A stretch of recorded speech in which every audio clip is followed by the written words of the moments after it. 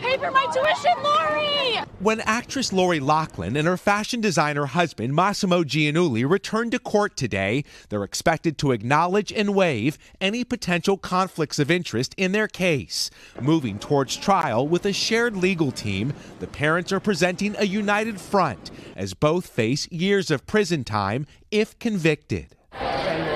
While Loughlin has not spoken publicly since her indictment, the actress has been photographed near her Los Angeles home, charged with conspiracy to commit mail fraud, wire fraud, and money laundering. The Hollywood couple is accused of paying $500,000 to get their 2 children into USC through a side door. Like, I can't believe you just did that. That's savage. After months of laying low on social media, daughter and influencer Olivia Jade recently posted birthday wishes to her mom on Instagram, along with this photo, directed at media outlets who have been covering the cheating scandal. Are you sorry for what you did, sir?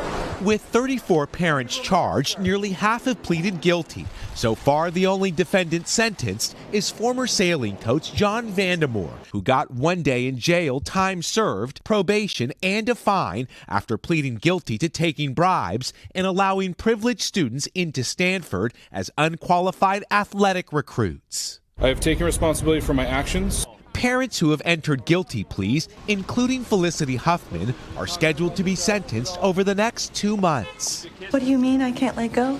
The Oscar winner, who appears in the new Netflix film Otherhood, pleaded guilty in May to conspiracy to commit mail fraud and honest services mail fraud and tearfully apologized in court.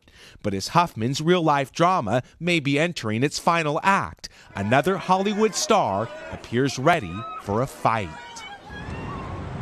In pleading not guilty, Loughlin and her husband turned down a plea deal that would have recommended reduced prison time. That is clearly something they are trying to avoid. As for Huffman, prosecutors recommend she spend 4 to 10 months behind bars, but she too is looking to avoid any time in prison. Guys, back to you. Miguel, thank you for that. NBC News legal analyst Danny Cevallos is here with more on what we can expect at today's hearing.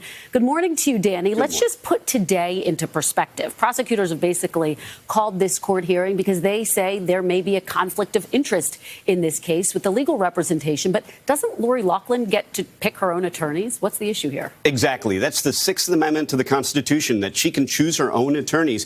And even joint representation, where 2 co-defendants use the same law firm, is not precluded so long as there's not a huge conflict. And it may seem a little disingenuous that the prosecution even cares about a conflict with these 2 defendants. After all, they're not really interested in their well-being. What they're really concerned about, the government, is that later on, if these 2 are convicted, they may come back to an appeals court and say, hey, wait a minute, we had no idea there was this conflict, that our firm would have adverse interests against us. Court, please vacate our conviction and set us free. So to be clear, they're in the pretrial phase right now. And we heard from Miguel about what the prosecution's looking for. But what if convicted? What is it likely that they could face, Mossimo Giannulli and Lori Loughlin, in a case like this? Multiple years. And you notice early on in this case, they were given the option essentially to plead guilty. And some defendants did that, and they received very light sentences. But soon after Lori Loughlin and her husband elected to go to trial, the government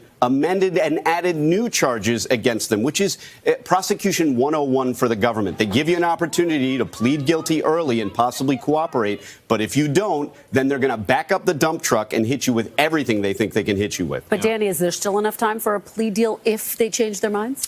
Yes and no. The government's always interested in a plea deal. The real question is whether or not it's a deal that will be appetizing to these defendants. The government will always let a defendant plead to the indictment, but a defendant doesn't want to do that. They want to get a deal, the way Trump might describe it. They want to get a deal, something better than what they're charged with. And that's what some of the defendants did early on in this case by pleading early. A lot of people watching this case. All right, Danny Cevallos, thank you.